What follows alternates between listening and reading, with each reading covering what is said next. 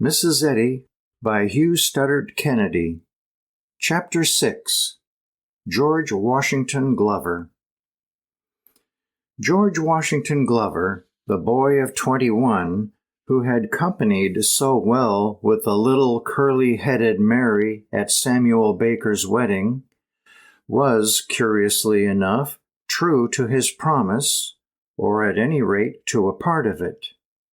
He did return in 5 years, but whether he had the courage to ask the radiant young person on the edge of 17, whom he found in place of his little playmate of 11, to marry him, and was refused, or whether he did not ask her, because the whole incident had been long since forgotten, as seems most likely, it is not possible to say.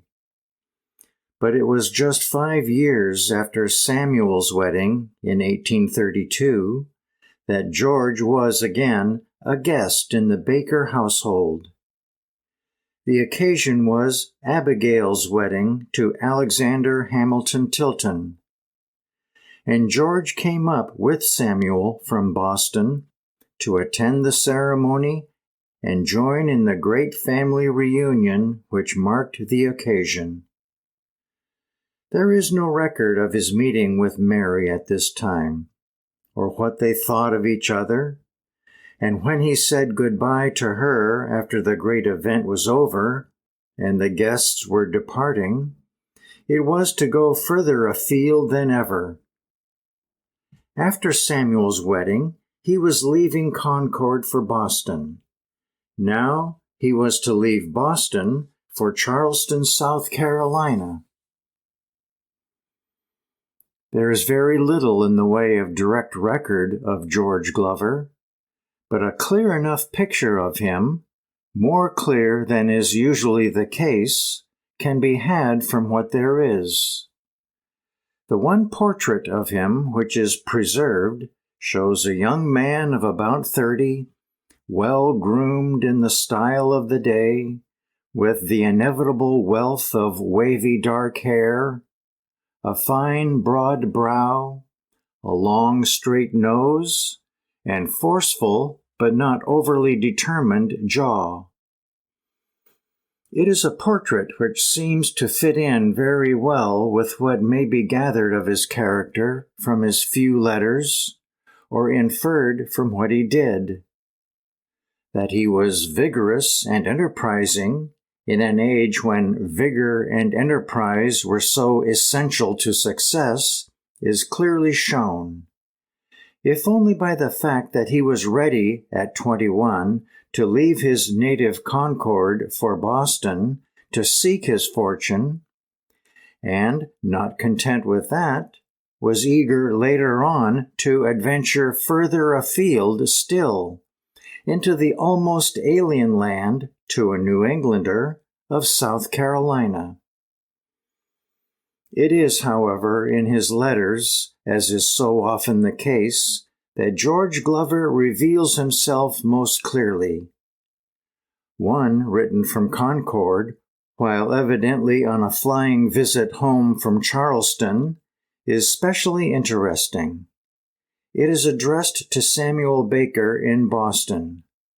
Samuel was then a widower, his wife, George's sister, having died some years previously.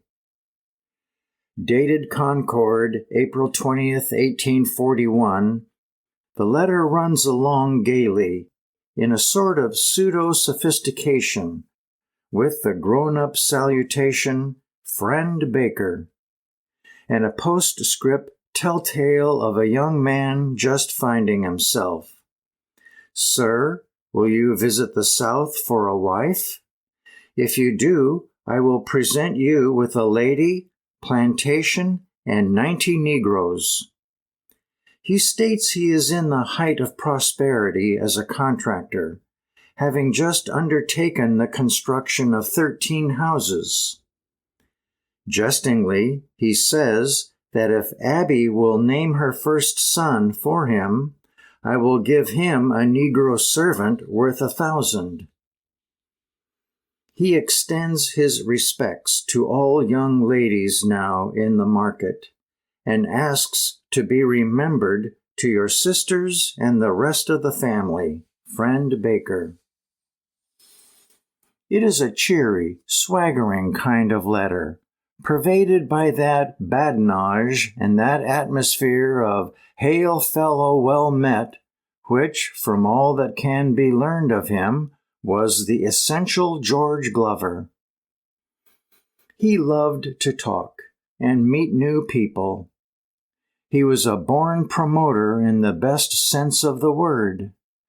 One of those men who, starting from nothing, would inevitably have made his fortune in a big way if he had had time. He would build and borrow and buy and sell, and at each turn add a little more to his actual capital. He probably always kept at the right side of a forced liquidation, but no doubt the margin of safety was often small, and in order to steer such a business to success, his own personal attention was requisite all the time.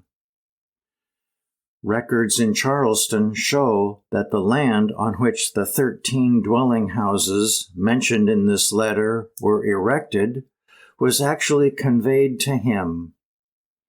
The probabilities would seem to be that the purchase as financed by the sale of something else, and that the 13 dwelling houses, when completed, were in turn sold, and the proceeds of the sale immediately reinvested in the purchase of materials to build the cathedral at Eddy, which was his great unfinished enterprise at the time of his early death.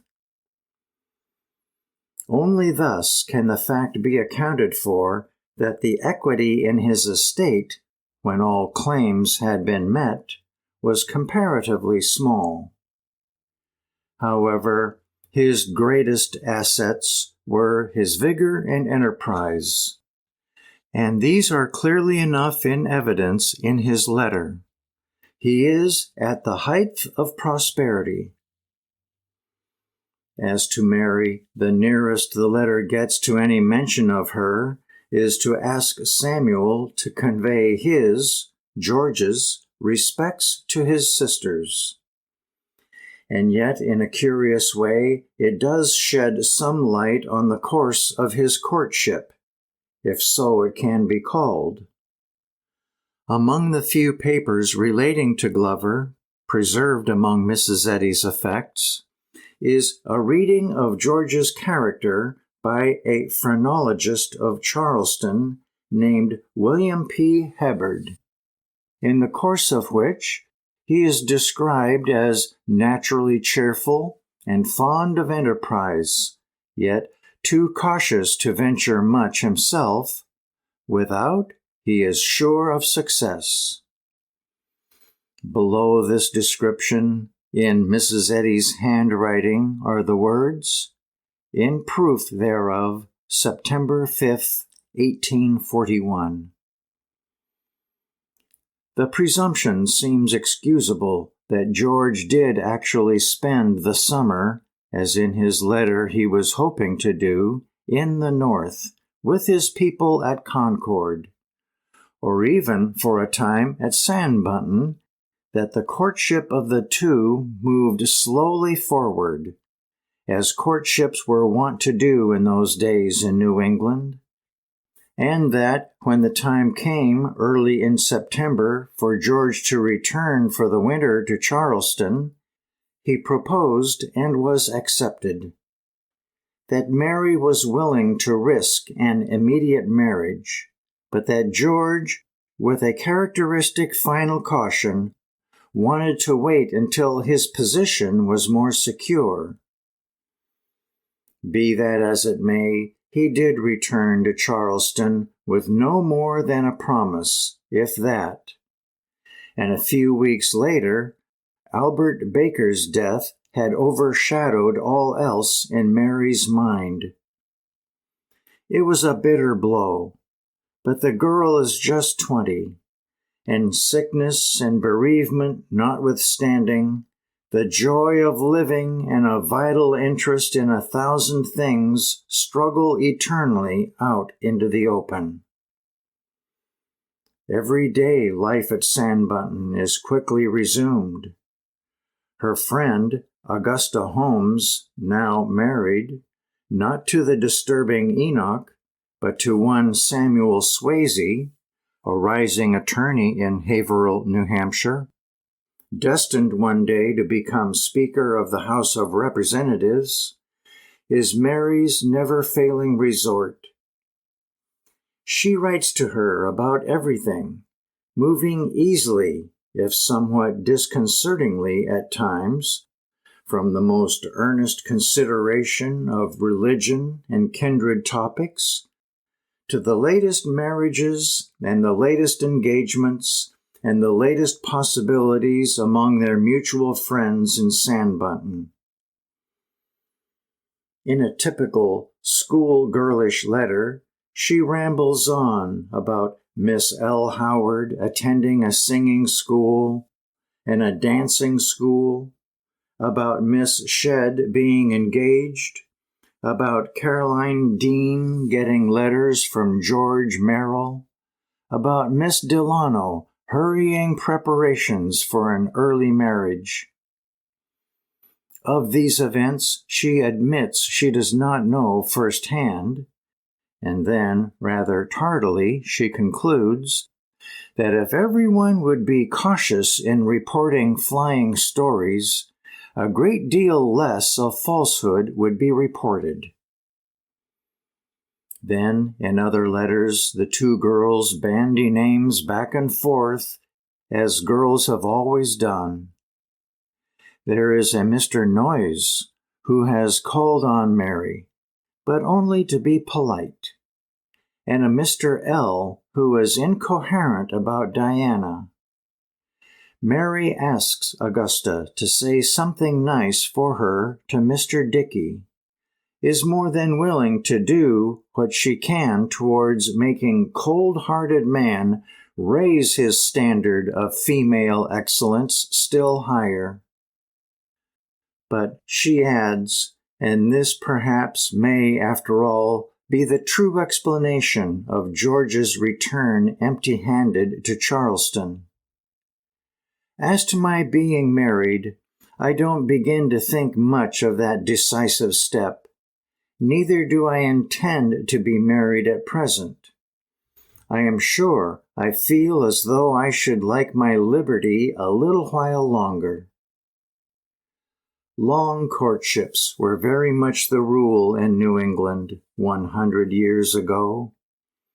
The relationship of an engaged couple always had about it an air of limited permanence. It was a transitional stage, of course, but one to be traversed slowly, and all its amenities explored. There is nothing to show that Mary and George were engaged, but that there was some kind of understanding between them, and had been for several years, seems most likely.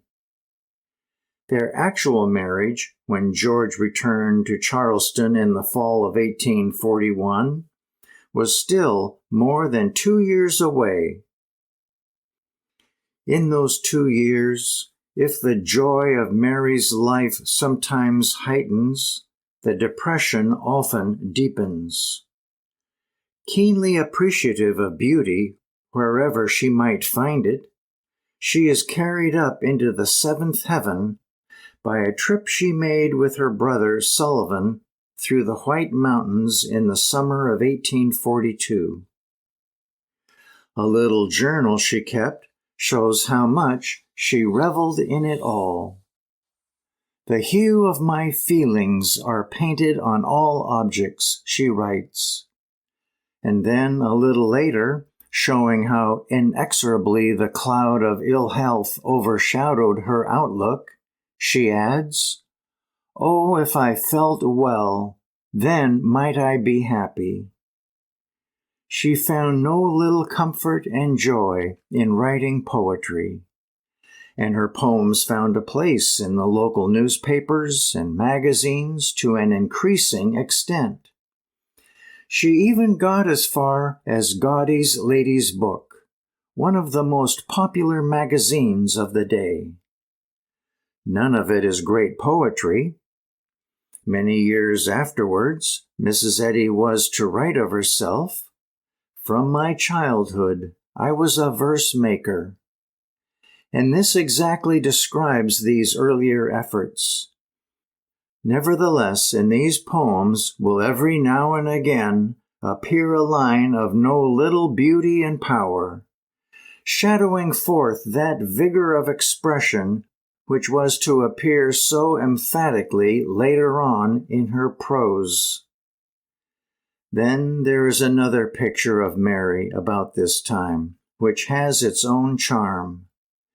It is supplied by a certain Martha Philbrick, who, as a little girl in Sandbutton, was taught by Mary in Sunday school.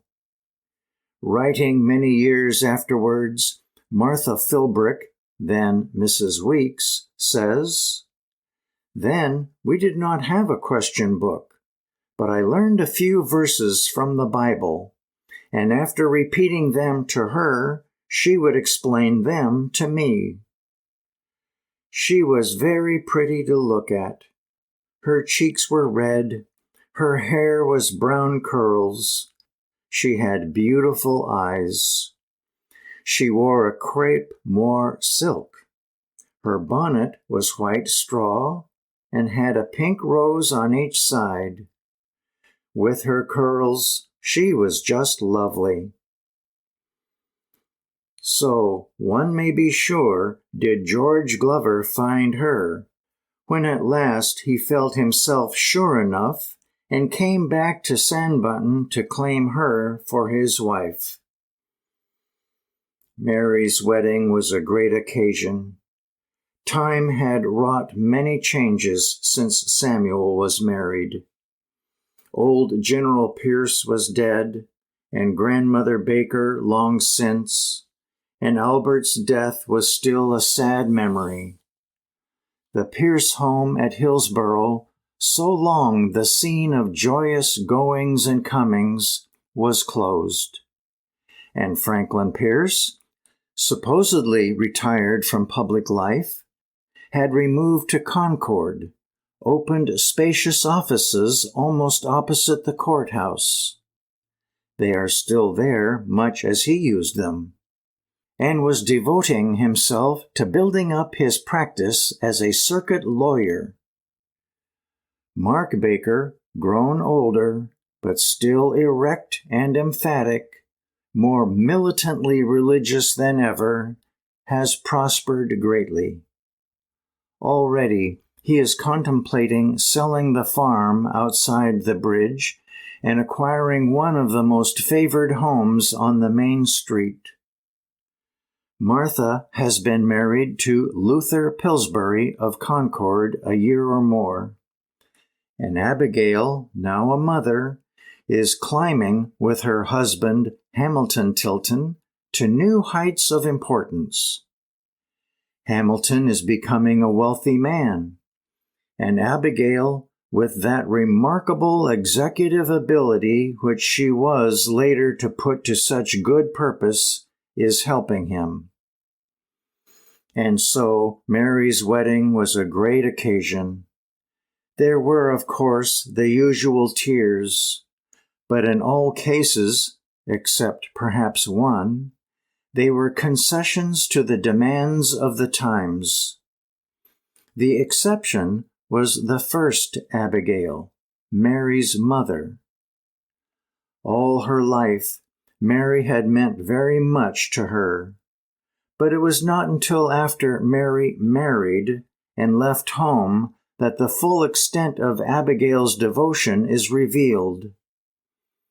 "Dear child," she writes to her youngest daughter when the two had been separated about 6 months, "your memory is dearer to me than gold. Everything reminds me of you. Do you remember our twilight meeting? It is a precious time for me, for there I feel like meeting with you. And sometimes I fear I worship Mary instead of the great Jehovah. Such a message is poignant and eloquent enough, and throws a vivid light on the character and personality of the young girl who could inspire such devotion in the heart of a woman as poised and possessed as was Abigail Baker. In an earlier letter, full of happy gossip, Abigail presents a picture of the Baker household about this time, and especially of Mary, which outshines in value many pages of description. "And now, Mary," she writes, "I will visit you in your own room, at your fireside with dear George. Is Mary happy? Are her anticipations fulfilled? Are her surroundings pleasant?" She answers for Mary, "Yes, dear mother, perfectly." Does Mary muse on her doings back home during the cold of the winter? But things are as always. Martha is sewing, Mahala is braiding, Father sits reading. But they miss Mary's cheerful presence. I look out at the window and say, how I wish I could see George and Mary coming over the hill. The Mary that emerges as the result of it all is perhaps clear enough at last. In spite of her sickness and her day-by-day questionings, cheerful and helpful, one who uniformly made the best of things, and had that in her which made her presence at twilight for her mother a benediction. It was deep winter, 2 weeks before Christmas, that they were married, with snow covering the mountains and deepening in the valleys. The company came in pungs and sleighs and on foot from far and near. Dr. Enoch Corser, Mary's special friend and teacher, performed the ceremony. And when it was over and the last goodbyes said, George and Mary bundled into a sleigh and took the road along the Winnipesaukee River towards Concord, where the first break in the long journey to far-off Charleston was made. Next morning, Mary drove round with her young husband for a last look at her old haunts. They drove over to Bow and up to the old farmstead, past the country school, and down the hill to Pembroke, and then, later on in the day, took the stage to Boston. From Boston, a few days later, they sailed for Charleston. As they were leaving Sanbutton, Abigail Baker handed George a little package. It was carefully sealed and marked with the injunction that it was not to be opened until the two were well on their journey. They had a rough passage, more than usually rough, and Mary was very sick. But as they sailed south, the storm abated, and so it was that they opened the package together. There was no letter inside, only a little book, a copy of Lydia Sigourney's poems, one of which Abigail had marked. It is in Lydia's best style. The Mrs. Hemans of America, as Lydia Sigourney has been well called, has no counterpart today. She belonged to an age that is past, but it is not difficult to believe that her poem conveyed to George all that Abigail wanted to tell him out of the fullness of her heart. A mother yields her gem to thee, on the true breast to sparkle rare. She places 'neath thy household tree the idol of her fondest care, and by trust to be forgiven. When judgment makes in terror wild by all thy treasured hopes of heaven, deal gently with my darling child. So runs one of several verses. If the exact meaning is sometimes obscure, its message gains dignity and pathos as coming from Abigail to George. And so, in due time, the spire of St. Michael's in the Queen City of the South rose up all white and glistening out of the blue sea. And before long the packet was moored to the wharf at Charleston.